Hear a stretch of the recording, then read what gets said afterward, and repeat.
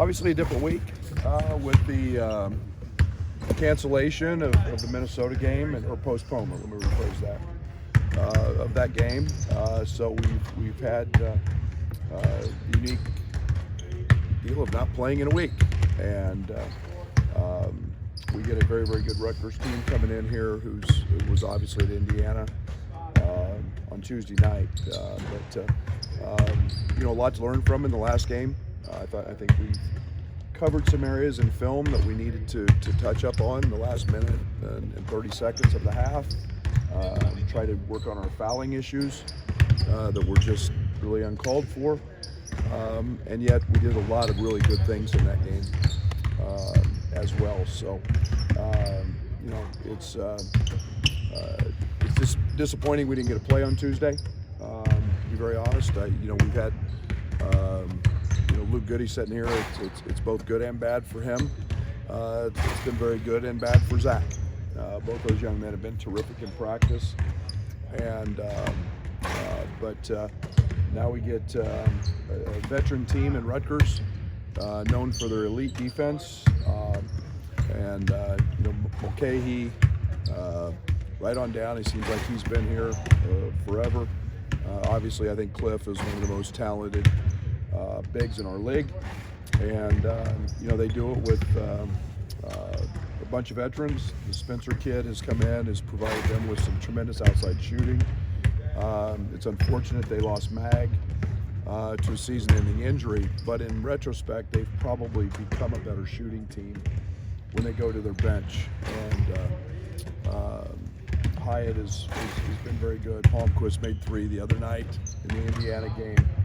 So those guys absorbing his minutes are really good shooters. So we'll have to play well, and just another Saturday in the Big Ten. When did it become clear to you that that game wasn't going to happen on Tuesday? Oh, I got to think about the timeline. Monday morning probably was the conversation. I got a phone call from Ben, their coach, and said they had some problems, and then it went straight to the league, and then obviously I think an early afternoon decision was finally made, but we became aware on that Monday morning. What's the balance between extra Rutgers prep and maybe self-scouting? We did straight self stuff on Monday and Tuesday. We kept our normal routine. We were off Sunday. Monday, Tuesday was us. You know, we got a ton of shooting. Tried to keep guys fresh, but we also did work on some things that we needed to add, and some things that we needed to clean up. So then, you know, obviously today and Friday are a lot of Rutgers prep. What are some keys for you to put some points on the board? This team holds a lot of teams under their season average. Yeah, I think, you know, you've got to get good shots. They're going to give you good shots. I think you've got, you know, they do a great job of mixing up their defenses. That's one of the things that they've done. You know, I look at the Iowa game, and Iowa scored a bunch against them. And you know, it's tempo. It's finding that right balance. You know, and again, that's one of Steve's.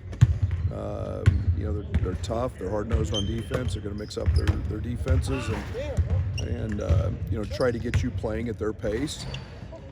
That being said, they're really good in transition, so they get easy opportunities.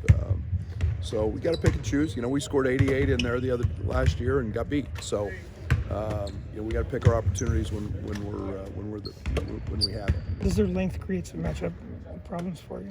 I mean, it's not that we haven't seen length. I thought Iowa was really long, you know, with Chris, and you know, obviously Mulcahy's 6'6" at the point, and Spencer's 6'4" and thick, and you know, they were really long with Mag.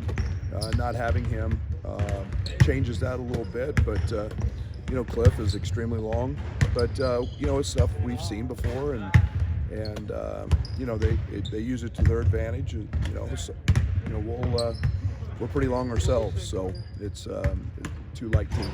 You mentioned Zach. What have you seen from him? What do you envision down the stretch his role could be for you guys here? I don't know yet.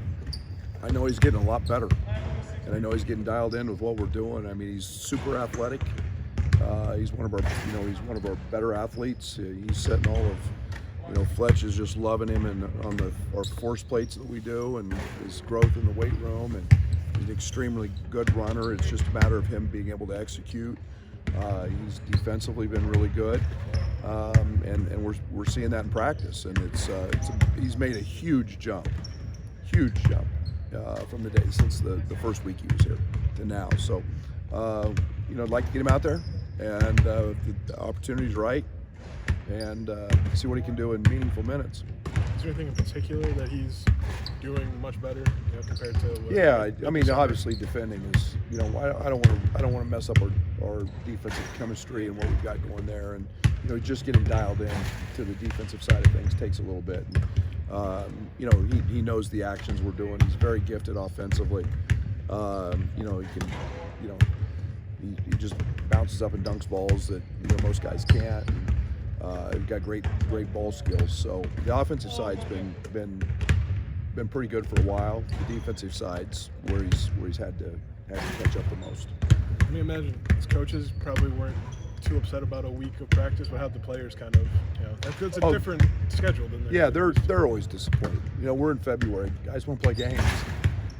Today was, I think, practice 85. And, they understand the importance of that. But, again, there's that balance of monitoring, what we do and how we go about it. But, again, we've shot a ton of balls, and we've tried to maybe have a different approach from the mental side, where it's not just always game, and opponent. And, I think that's been refreshing for everybody. Some of the Luke has been able to kind of be more involved the past few weeks or so in practice. How much does that, change or not change the energy? No, it helps us a lot. I mean, Luke's a he's a connector. He's a communicator. He's active that way. He's a guy that wants to is a natural leader. So just the energy he brings every single day to practice has been a shot in the arm. And we know he's a terrific shooter and a really good player. And it's just the first 2 days he made a lot of balls. Then now you get a little wear and tear on your body, and you get a little fatigue, and you find the conditioning and maybe some tired legs, and he's had to play through that. So there's a reason I say it all the time. They send guys down to play and get the feel for the ball again in the game, and he unfortunately doesn't have that. He's having to do that in practice, but he's been really good. Would you be comfortable putting him in the game right now? Absolutely. Is he to the point where he can go for longer stretches yet? I don't know. We'll get a feel for that. I don't know.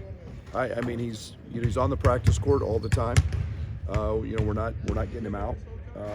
Whether he's first or second team, it doesn't matter. He's on the court, so that's all help. But different adrenaline. When you get 15,000 in the building and you got the uniform on. So I imagine it'll be short stints to start, and we'll have to grow from there as he gains his second wind. You mentioned not fouling, or at least what you wanted to look at, not fouling from the Iowa game.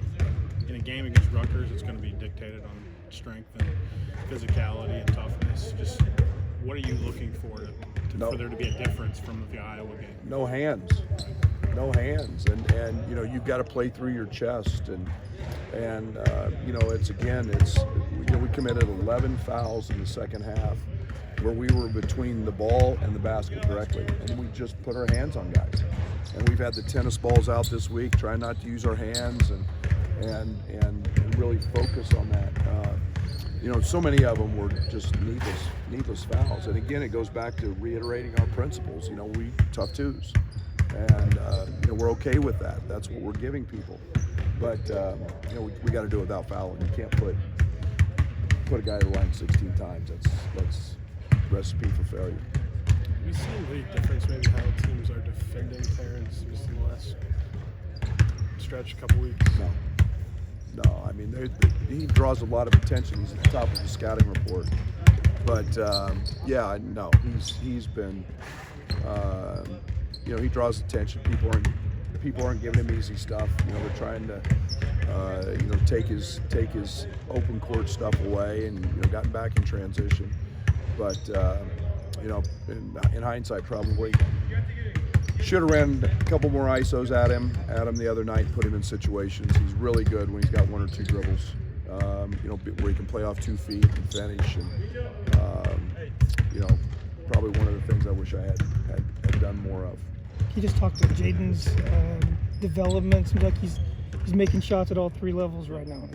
Jaden's a stud. Jaden's a really good player, and you know, he's confident. He's leading. We just, you know, he's calling offense for us. He's looking for his scoring opportunities, which I want him to. You know, I would like him to get the parking brake off in transition and go. I mean, he was a young man that got a ton of layups in high school, just beating people down the floor. We saw Trent and Io do that, you know, and Andres Felice do that. We need him to be able to go do that, and you know, he's trying really hard to run what the head coach wants him to run, and that's great. But take that parking brake off and go. You know, I like that aggressiveness, and we need him to be that. An official score prediction for Sunday? Yeah, 31-24 Chiefs. Oh, you both Eagles. Yeah.